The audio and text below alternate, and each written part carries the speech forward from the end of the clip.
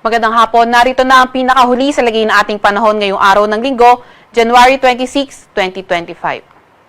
Sa kasalukuyan nga ay northeast monsoon pa rin ang nakakaapekto sa Luzon at easterlies ang nakakaapekto sa nalalabing bahagi na ating bansa. Itong easterlies, yung mainit na hangin galing karagatang Pasipiko at itong easterlies din yung nagdadala ng maulap na papawirin, mga kalat-kalat na pag-ulan, pagkidlat, pagkulog sa Mindanao, Eastern Visayas, Central Visayas at Southern Palawan.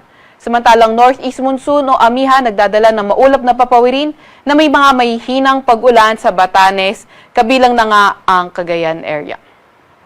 Sahan nga natin sa nalalabing bahagi ng bansa mas magandang panahon kung saan sa Metro Manila at nalalabing bahagi ng Luzon may mga tsansa ng mahihinang pag-ulan at sa nalalabing bahagi ng bansa may mga tsansa naman ng mga localized thunderstorms. Sa kasalukuyan, wala naman tayong namomonitor na low pressure area or bagyo sa loob or malapit sa ating Philippine Area of Responsibility.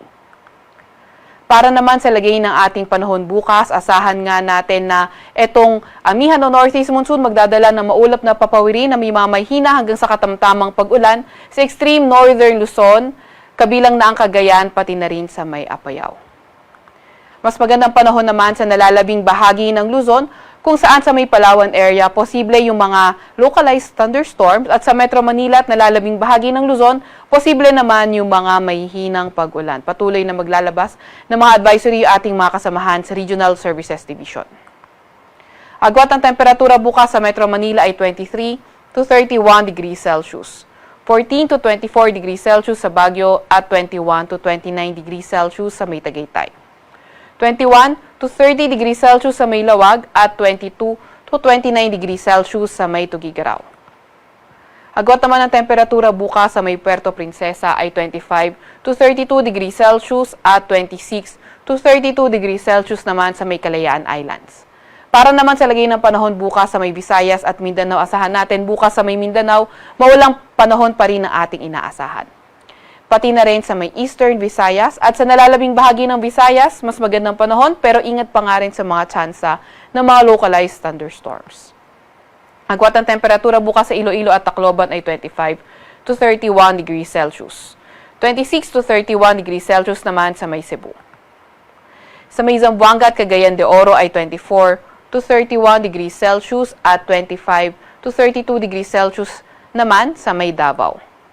Para naman sa lagay na ating karagatan, meron tayong nakataas na gale warning sa may Batanes. Kaya mapanganib pumalaot sa lugar na iyan, lalo na sa mga maliliit na sasakyang pandagat.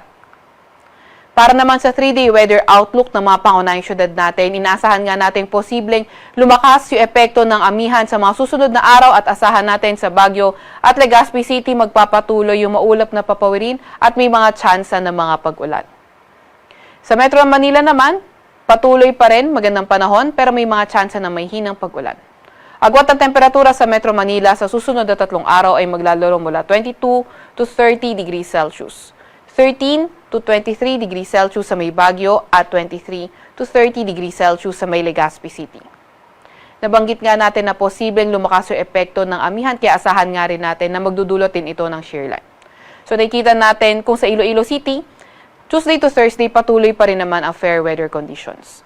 Pero sa Metro Cebu, hanggang Tuesday, fair weather ay naasahan natin. Pero pagdating ng Wednesday at Thursday, dahil sa epekto ng shear line, posible na ngang maging maulan. Tacloban rin naman, Tuesday to Thursday, posible maging maulan dahil naman yan sa shear line. Kaya patuloy pa rin tayo mag-antabay sa mga ilalabas na update na ating mga Regional Services Division. Para naman sa 3-day weather outlook, sa mga pangunahing syudad sa Mindanao area, Cagayan de Oro City at Zamboanga City, Tuesday to Wednesday, posibleng maging maulan. At pagdating naman ng Thursday, magandang panahon na inaasahan natin. Pero may mga tsansa pa nga ng mga localized thunderstorms. Sa Metro Davao, Tuesday to Thursday, patuloy ang fair weather conditions na may mga pulupulong pag-ulan, pagkidlat at pagkulog. Sa Metro Davao, agwat ng temperatura ay 24 to 32 degrees Celsius. 23 to 31 degrees Celsius naman sa Cagayan de Oro City at 25 to 32 degrees Celsius sa may Zamboanga City.